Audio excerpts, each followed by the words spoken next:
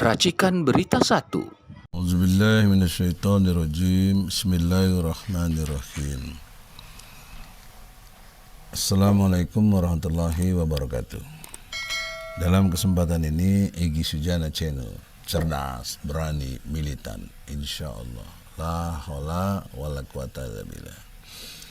Saudara-saudara, perkembangan terakhir yang kita semua pantau, everybody tahu insyaallah, itu berkait dengan hukum dibuat untuk kepentingan pribadi atau kelompok. Nah, ini amat besar kesalahannya. Karena pasal 27 ayat 1 UUD 45 mengatakan setiap warga negara berkesamaan kedudukannya dalam pemerintahan dan hukum tanpa kecuali. Jadi nggak ada itu kecuali anak presiden, kecuali menteri, kecuali si fulan, nggak ada. Jadi semua di depan hukum sama dan dalam konteks pemerintahan. Nah, baru-baru ini kita melihat dalam konteks kehidupan, ya, misalnya ada orang yang ngomong, Pak, saya belum cukup umur. Ya, gampang, nanti Bapak ubah aturannya. Gitu. Ada lagi yang ngomong, Pak, saya nggak mau cuti. Gampang, nanti Bapak ubah aturannya. Oke, nah, Bapak ubah aturannya. Nah, yang terakhir nih, Pak, saya nggak mau debat. Gampang, nanti Bapak ubah aturannya. Nah, ada orang kayak begitu tuh, dan betul-betul diubah.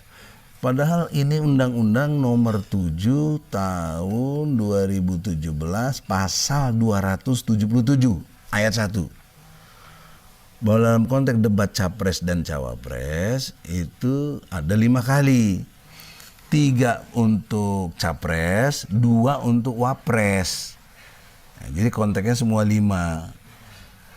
Kok tiba-tiba ada yang ngatur atau bisa dibenarkan undang-undang yang mengatur sedemikian rupa diganti dengan cuma titah gitu loh. Ya, saya duga titah kepada KPU dan KPU serta-merta ikut. Ini undang-undang. Orang-orang KPU nggak paham atau bagaimana ya, bingung saya. Sekolahnya pada di mana nih sekolahnya? Heran saya. Ya, jadi ini Undang-Undang Nomor 7 Tahun 2017 Pasalnya 277 Ayat 1. Ingat sekali lagi itu, nggak boleh diubah sembarangan oleh siapapun. Kalau mau diubah, sidang dulu DPR RI bersama Presiden. Jangan cuma maunya Presiden gitu loh. Paling tidak normatifnya gitu. Nah, saya ini sudah berposisi sebagai caleg resmi DCT dari PKS nomor 2 ya, untuk Bondowoso, Situbondo, dan Banyuwangi. Jadi saya punya kapasitas sekarang mengkritisi sebagai caleg, mengkritisi sebagai capres dan cawapres, itu leverage-nya begitu. Nah, harusnya ini dengan hormat nih, ada tim hukumnya dari Ganjar dan Mahfud, apalagi Mahmud ahli hukum.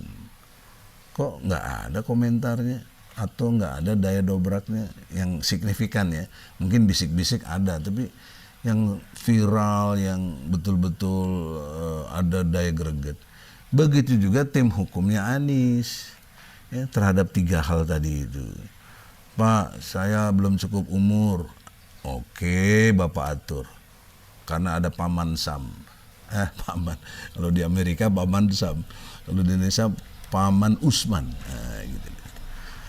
Juga yang kedua, Pak, kita nggak mau cuti. Gampang.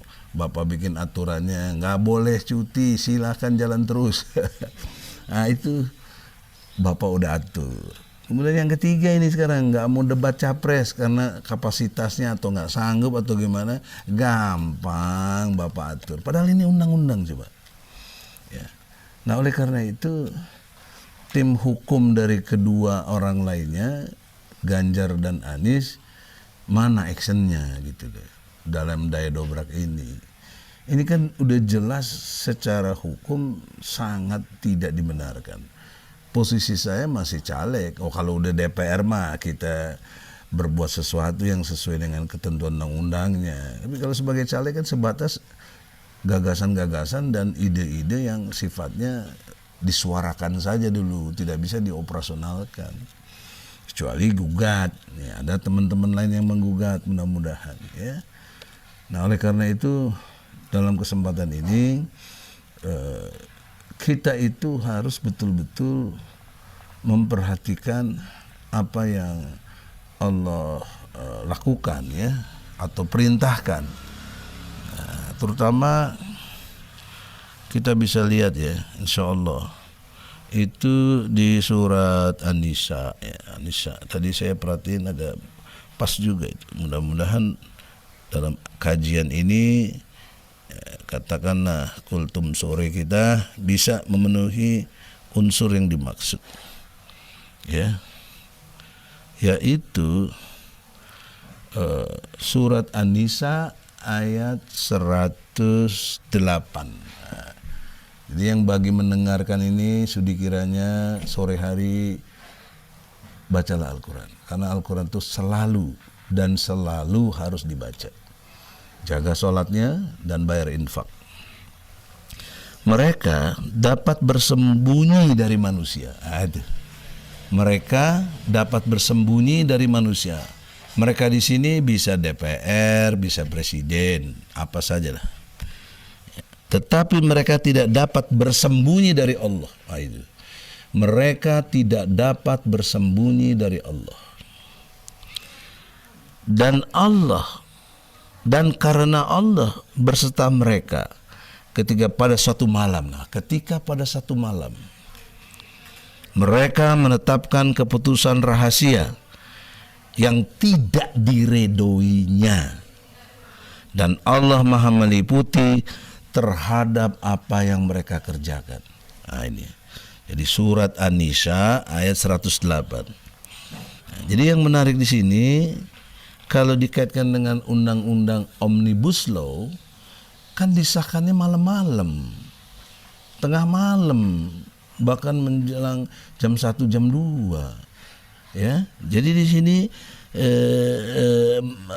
ketika pada satu malam mereka menetapkan keputusan. Keputusan itu apa, jadi hukum, jadi undang-undang. Ini Omnibus Law, saya ingat betul itu malam-malam itu. Ya, mereka sembunyi-sembunyi, mereka pikir bisa lepas dari pengetahuan Allah. Ya enggak lah, Allah Maha mengetahui kok.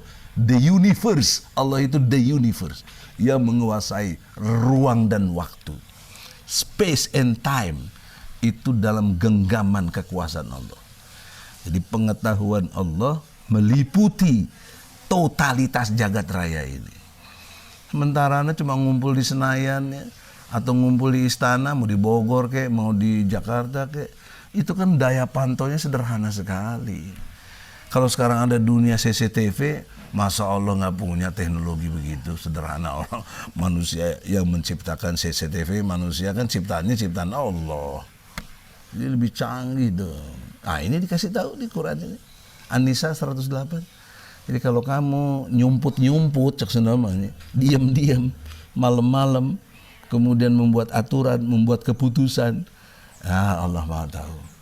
Dan itu tidak diredoinya. Apa tidak diredoinya? Demo, orang menentang, orang banyak nggak suka, karena orang banyak dibohongi.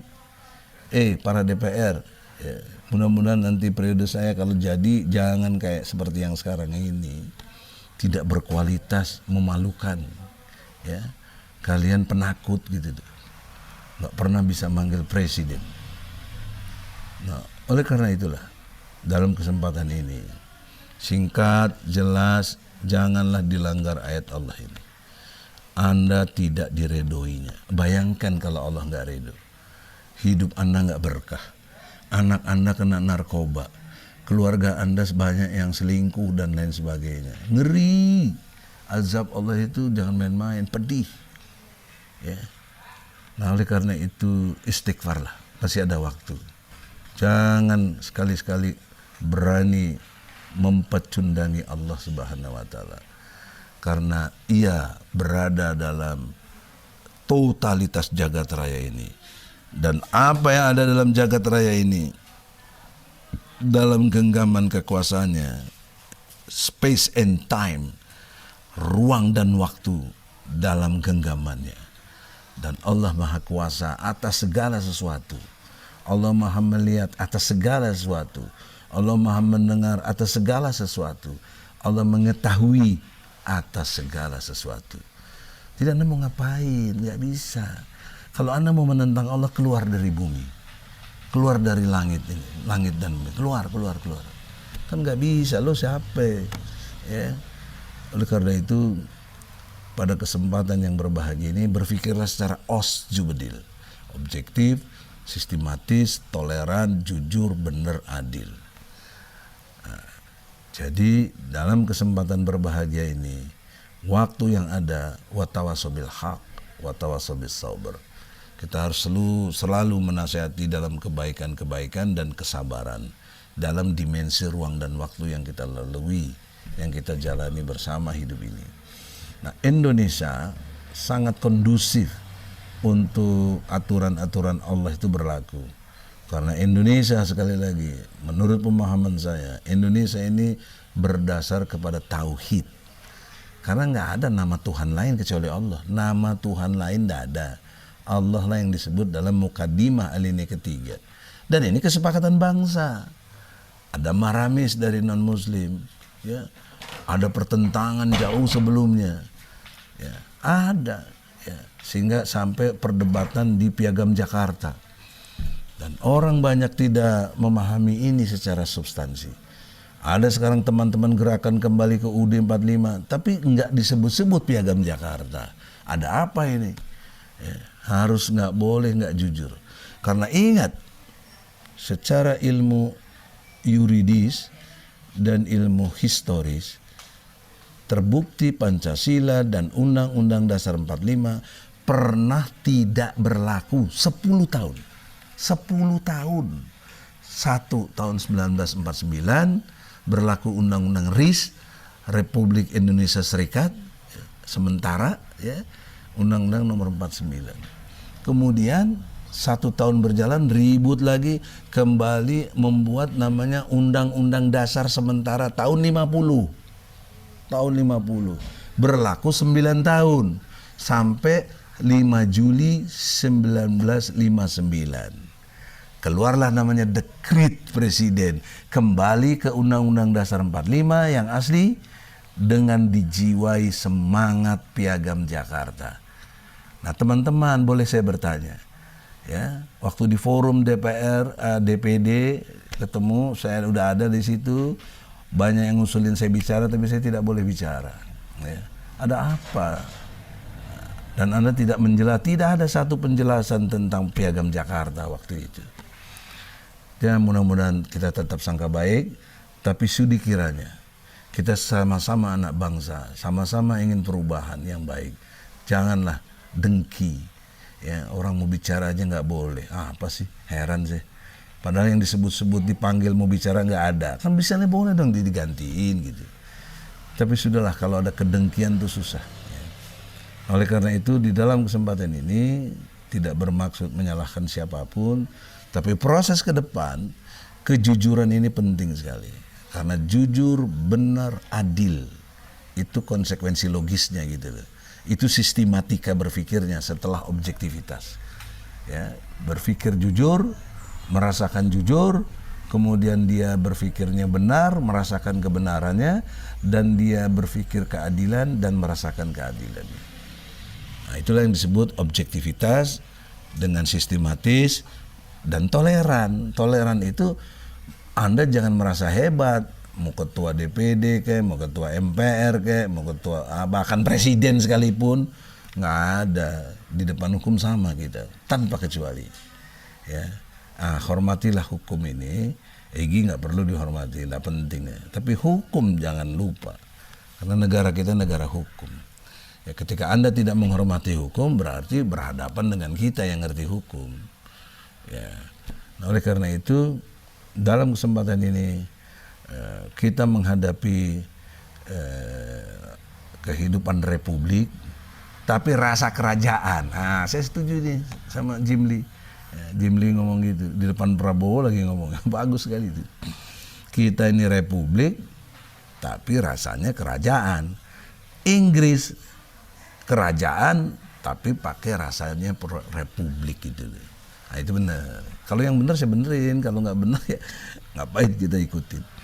Nah, demikianlah saudara, semoga ada manfaatnya dan otak kita tidak brain damage, tidak otaknya rusak, dan otak yang rusak itu adalah karena kena penyakit wahan, kata Nabi. Apa penyakit wahan itu? Cinta dunia yang pertama, yang kedua takut mati. Cinta dunia, takut mati. Cinta dunia, takut mati. Itu penyakit wahan. Berat di atasinya, karena problemnya orang banyak terganggu dan jatuh dalam kehidupan yang terperosok kepada jahanam. Nah, oleh karena itu pula dengan istighfar, dengan sangka baik, dan kita terus bangun hubungan yang baik, mari kita rubah keadaan diri kita, keluarga kita, bangsa dan negara kita. Untuk ku anfusakum wa ahlikum naro. Jaga dirimu dan keluargamu dari siksa api neraka. Nah, jangan dipahami ortodok. Api neraka dalam perspektif berpolitik bisa juga dibully. Itu api neraka yang kuat, dibully, dihina-hina, ya, dicaci maki. Itu api neraka bagi orang yang sadar hatinya. Ya, kalau yang enggak ya masuk kuping kiri, keluar kuping kanan. Sumum bukmum umyum fahum la yarjiun. Sama aja kamu kasih tahu, kamu dakwahi atau kamu tidak dakwahi, dia tidak mau tahu. Dia fasik. Ya. Jadi nggak mau mendengar apa yang baik untuk dirinya dan diri kita. Semoga ada manfaatnya. Egy Sujana Channel, cerdas, berani, militan. Insya Allah, la haula wa la quwata illa billah. Assalamualaikum warahmatullahi wabarakatuh.